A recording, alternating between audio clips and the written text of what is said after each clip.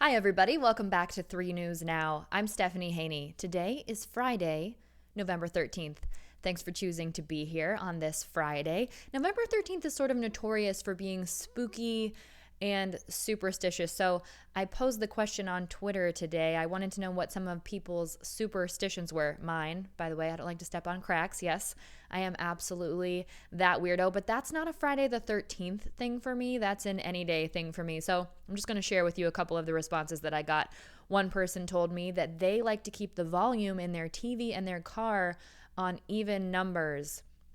Another person told me that they like to avoid broken mirrors. I think that's probably just good life advice in general. And then another person told me to never wear blue on Friday the 13th, that red is good luck. I actually think that person was being sarcastic, though. I think that was maybe politically motivated. But in any case, it is Friday the 13th. Hopefully you are avoiding any strange superstitions out there. Thank you for choosing to be here for your top stories from WKYC.com. So let's get into it. First up, we've got news out of the Cleveland Browns organization. They learned today that a player has tested positive for COVID-19. Now, they haven't told us who that player is, but the Browns did say that that person self-isolated immediately and that the facility in Berea is closed while contact tracing is being conducted. Now, remember, earlier this week, quarterback Baker Mayfield had to quarantine for a few days. That was starting on Sunday, not because he tested positive, but because a staff member that he had been in contact with had tested positive. He was back at practice on Wednesday, though. So again, we don't know who this player is that has tested positive for COVID-19. We just know that it is a player that has tested positive this time. So the team said today that they'll keep holding meetings remotely. That's part of the NFL and the NFL Players Association intensive protocol for COVID-19 safety, and that they'll be consulting with the league and medical experts on the appropriate next steps. The Browns also said this: the health and safety of our players, coaches, staff, and entire community remains our highest priority. Now, right now, the Browns are scheduled to play the Houston Texans on Sunday at home at First Energy Stadium. Obviously, this is a developing story, so we'll keep you posted with everything on the air and on WKYC.com. Now, we have some more bleak COVID-19 numbers to share today. Another shattering record. We are over 8,000 reported daily cases today for the first time. That number is 8,071 reported COVID cases in the last 24 hours here in Ohio. For the past week, the average rate of tests coming back positive is 11.2%. And the latest daily positive rate for tests is now 12.9%. Obviously, both of those numbers well above the World Health Organization recommended threshold of 5%. And you don't need me to tell you that that is not where we want to be. In the last 24 hours, 42 new deaths have been reported, and there have been 298 new hospitalizations. Now, the number of people who are actively in the hospital right now is down just a bit from yesterday. We are back below 3,000. That number is at 2,981. And out of that group of people who are in the hospital being treated for COVID-19 right now, 735 of them are in the intensive care unit. That's also a decrease from yesterday, but that's 25% of people. So 1 in 4 people in the hospital being treated for COVID are being treated in the ICU. We saw 21 new ICU admissions in the last 24 hours. Now, just to give us a broader picture of what's going on, we'll take a look at the U.S. and the global numbers for COVID-19. These numbers come from Johns Hopkins University. In the U.S., the total number of cases is now at 10,607,221. So if you're keeping track, like we are here every day, the U.S. hit 10 million on Monday. So that's over 600,000 cases in the last 5 days, and that's about 150,000 cases in the last 24 hours. Now we take a look at the total number of deaths in the U.S. It's just under 243,000. That number is 242,918. So since Monday, there have been 5,176 reported COVID-19 deaths here in the U.S. And when we're comparing those numbers to how things look globally, we've got 4% of the population here in the U.S., of the global population, 20% of the cases, 18.7% of the deaths. Globally, the numbers are now at 53 million, breaking 53 million for the first time, 53,089,514. And globally, the number of deaths is now just under 1.3 million. It's at 1,298,279. Now, Governor Mike DeWine has been telling us all week, and really for longer than that we've got to make changes. We can't keep going this way. Well, the Cuyahoga County Public Library is making changes to its mask policy.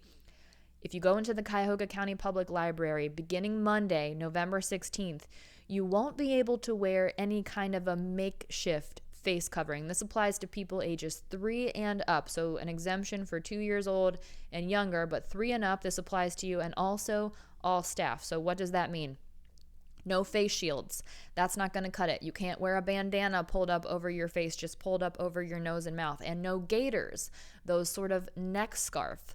That also will not work. They say no improvised masks or face coverings are allowed inside the Cuyahoga County Public Library.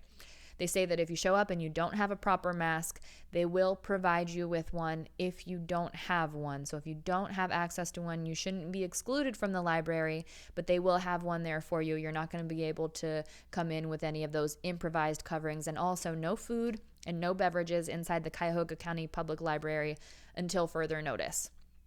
Now, switching gears here, we're going to talk a little bit about what's going on with challenges to the election from President Donald Trump. He continues to make baseless claims about the validity of the 2020 election, despite the fact that multiple organizations have declared Joe Biden as the president-elect. Well, there's a law firm in Columbus that came under fire, and also one here in Cleveland. Porter Wright is the law firm based out of Columbus, and also Jones Day with an office here in Cleveland. But Porter Wright has pulled out of President Donald Trump's campaign's lawsuit based on the election in Pennsylvania. Both Porter Wright and Jones Day got a lot of flack after the Lincoln Project, which is an organization that has taken an active approach in targeting negative ads against President Donald Trump throughout the election. So the Lincoln Project targeted Porter Wright and Jones Day for taking roles in representing the Trump campaign in election lawsuits. Now, the New York Times reported that taking the case caused a lot of division within both of those law firms. So, according to a statement now, Porter Wright told our sister station, WBNS in Columbus, they confirmed they've filed a motion to withdraw from the Pennsylvania lawsuit related to the election.